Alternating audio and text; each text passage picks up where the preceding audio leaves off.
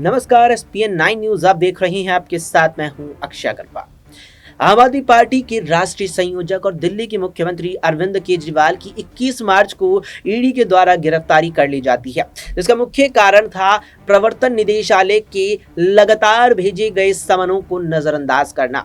दरअसल दिल्ली की नई आबकारी नीति में घोटाले के आरोपों के चलते ईडी और सीबीआई ने संयुक्त रूप से आम आदमी पार्टी और दिल्ली सरकार के कई बड़े चेहरों को गिरफ्तार किया। और फिर जब इस मामले में पूछताछ की बारी मुख्यमंत्री अरविंद केजरीवाल से आई तो ईडी ने समन भेज उन्हें पूछताछ के लिए अपने दफ्तर बुलाना चाहा, लेकिन मुख्यमंत्री लगातार ईडी के समन नजरअंदाज करते चले गए और फिर आखिरकार 21 मार्च को मुख्यमंत्री को उनके आवास से देर शाम गिरफ्तार कर लिया जाता है। दरअसल इस पूरे वाक्य की शुरुआत हुई जुलाई 2021 से, जब दिल्ली सरकार ने नई आबकारी नीति की घोषणा की। लेकिन जैसे ही नई आबकारी नीति दिल्ली में लागू हुई, उसके कुछ वक्त बाद दिल्ली के मुख्य सचिव नरेश कुमार ने उपराज्यपाल वीके सक्सेना को एक पत्र लिखा, जिसमें उन्होंने इस बात की पुष्टि की अपनी ओर से कि दिल्ली की नई आबकारी नीति में व्यापक स्तर पर घोटाला हुआ है, लिहाजा आप इसकी बड़े स्तर पर जांच कराएं। मुख्य सचिव के द्वारा लिखे गए इस पत्र पर संज्ञान लेते हुए उपराज्यपाल वीके सक्सेना ने आगे एक पत्र सीबीआई को लिखकर इस मामले में जांच के रूप में उनके हस्तक्षेप की मांग की और फिर इस मामले में सीबीआई की एंट्री होती है। सीबीआई इस मामले में जांच शुरू करती है। इस बीच सितंबर 2022 आने तक दिल्ली सरकार नई आबकारी नीति को रद्द कर देती है और पुरानी आबकारी नीति फिर से बहाल कर देती है। लेकिन तब तक सीबीआई की जांच का दायरा बढ़ चुका होता है और दिल्ली सरकार में स्वास्थ्य मंत्री रहे सत्येंद्र जैन की सही मामले में गिरफ्तारी होती है। उसके बाद कई सवाल उठते हैं कि आखिर क्या वाकई में आबकारी नीति में आम आदमी पार्टी के द्वारा घोटाला किया गया है या नहीं। इस बीच फिर तारीख आती है 26 फरवरी 2023 की, जब दिल्ली सरकार में उप मुख्यमंत्री मनीष सिसोदिया की भी सीबीआई गिरफ्तारी कर लेती है और अगले ही महीने 9 मार्च 2023 को उनकी न्यायिक हिरासत को ईडी को स्थानांतरित कर दिया जाता है। इस सब के बीच ईडी और सीबीआई की संयुक्त रूप से जांच चलने के बाद लगता है कि आम आदमी पार्टी अब पूरी तरीके से इस मामले में फंसती चली जाएगी और वैसा होता भी है। फिर जाकर के 4 अक्टूबर की तारीख आती है, जब पार्टी के राज्यसभा सांसद संजय सिंह को भी गिरफ्तार किया जाता है। संजय सिंह की गिरफ्तारी सबसे बड़ा झटका आम आदमी पार्टी के लिए होती है, क्योंकि संजय सिंह जिस तरीके से पार्टी की ओर से राज्यसभा में तमाम तरीके से सरकार पर सवाल दागते थे, जिस प्रकार से वो जवाबदेही मांगते थे सरकार से, ऐसे नेता का यहां जेल जाना आम आदमी पार्टी के लिए बड़ा झटका था।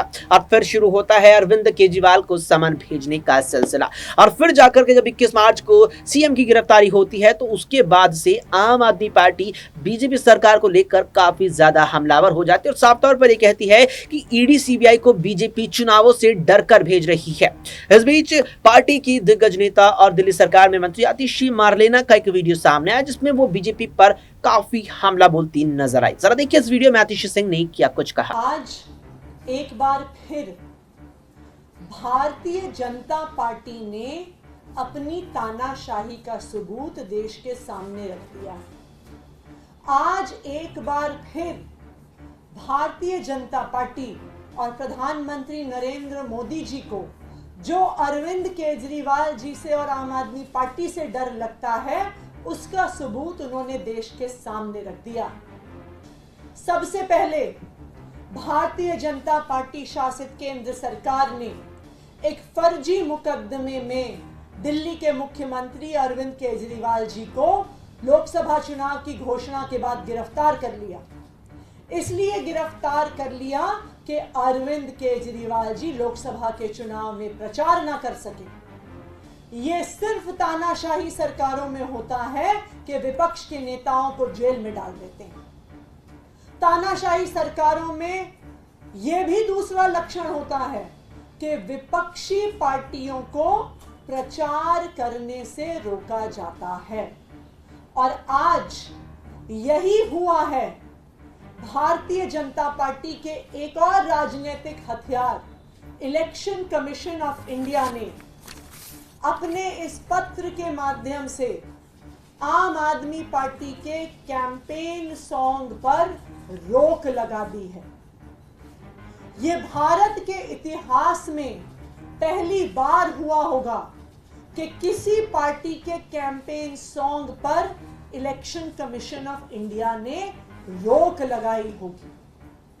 वो इलेक्शन कमीशन ऑफ इंडिया जिसको भारतीय जनता पार्टी की जो रोज आचार संहिता की धज्जियां उड़ाई जाती हैं उनके द्वारा वो नहीं दिखती हैं, लेकिन आम आदमी पार्टी के नेता सांस तक ले लेते हैं तो उनको ऐसे नोटिस आ जाते हैं। जब भारतीय जनता पार्टी ईडी और सीबीआई का प्रयोग करके आचार संहिता के दौरान विपक्ष के नेताओं को जेल में डालती है, उस पर इलेक्शन कमीशन ऑफ इंडिया को कोई आपत्ति नहीं, लेकिन जब आम आदमी पार्टी उसको गाने में लिख देती है उस पर इलेक्शन कमीशन ऑफ इंडिया को बहुत आपत्ति है। वो कहते हैं कि जेल का जवाब वोट से देंगे, ये रूलिंग पार्टी को और एजेंसीज को बहुत पुअर लाइट में दिखाता है। आप सीबीआई के हेड को नहीं बदलेंगे, आप ईडी के डायरेक्टर को चुनाव के दौरान नहीं बदलेंगे, आप इनकम टैक्स के डायरेक्टर को, अध्यक्ष को चुनाव के दौरान नहीं बदलेंगे, उनके विपक्ष पर हमले को नहीं रोकेंगे, लेकिन अगर कोई प्रचार में कह दे कि झूठी गिरफ्तारियां हो रही। तो सुना आपने, यहाँ पर आतिश सिंह बीजेपी पर एक बार फिर से हमला बोलती नजर आई और यहाँ आम आदमी पार्टी को इस पूरे मामले में बेगुनाह भी बताती दिख रही हैं। उनका साफ तौर पर कहना है कि आबकारी नीति में घोटाले की बात पूरी तरीके से बेबुनियाद है और भारतीय जनता पार्टी लोकसभा चुनावों में हार के डर से डर गई है और उसी के चलते वो विपक्ष के नेताओं पर ईडी और सीबीआई की कार्रवाई करा रही है। ये लगातार विपक्ष का कहना है, लगातार आम आदमी पार्टी के नेताओं का कहना है। इस बीच संजय सिंह की जब गिरफ्तारी बीते साल की 4 अक्टूबर को होती है तो फिर उन्हें दिल्ली की राउज़ेवनी कोर्ट में अगले दिन यानी 5 अक्टूबर को पेश किया जाता है और उसके बाद से लगातार उनकी न्यायिक हिरासत बढ़ती चली जाती है। इस बीच तारीख आती है 30 अक्टूबर की, जब पार्टी संयोजक और मुख्यमंत्री अरविंद केजरीवाल के लिए ईडी समन जारी करती है और उन्हें 2 नवंबर को पूछताछ के लिए बुलाती है, लेकिन मुख्यमंत्री 2 नवंबर को पूछताछ के लिए पेश नहीं होते, जिसके बाद सवाल रहता है कि क्या ईडी अब दूसरा समन जारी करेगी और फिर कुछ वक्त बाद दूसरा समन भी जारी कर दिया जाता है, लेकिन मुख्यमंत्री दूसरे समन पर भी पेश नहीं होते और फिर तीसरा समन जारी होता है, लेकिन सीएम तीसरे समन पर भी पेश नहीं होते। ऐसे में आप तमाम दर्शकों को बता दें कि ईडी के नियमों के मुताबिक अगर प्रवर्तन निदेशालय किसी व्यक्ति को पूछताछ के लिए बुलाना चाहता है और उसके लिए समन भेजता है तो 3 समन भी अगर वो व्यक्ति नजरअंदाज करे, पूछताछ के लिए ना आए, तो कोर्ट के माध्यम से गैर जमानती वारंट जारी कराकर वो उस व्यक्ति को गिरफ्तार कर सकती है। ऐसे में केजरीवाल को लेकर सवाल रहता है कि क्या अब उनकी गिरफ्तारी होगी, लेकिन ऐसा नहीं होता क्योंकि मुख्यमंत्री होने के नाते सीएम पर कई यहां पर अधिकार थे जिनका उन्होंने खूब इस्तेमाल भी किया, लेकिन फिर जाकर के कई समन नजरअंदाज अरविंद केजरीवाल कर देते हैं और 21 मार्च को उनकी गिरफ्तारी हो जाती है। हालांकि 2 अप्रैल को पार्टी के राज्यसभा सांसद संजय सिंह को सर्वोच्च न्यायालय जमानत दे देता है। अब इसके बाद देखना है कि मुख्यमंत्री अरविंद केजरीवाल को यहाँ न्यायालय की ओर से कब जमानत के रूप में राहत मिलती है और कब अरविंद केजरीवाल जेल से बाहर आकर अपनी पार्टी और अपनी सरकार को सकुशल चला पाते हैं। क्या कुछ इस पर आपकी राय है? कमेंट बॉक्स में हमें कमेंट करके जरूर बताएं। फिलहाल के इस पेशकश में इतना ही। देश और दुनिया की तमाम खबरों के लिए आप देखते रहें SPN9 न्यूज।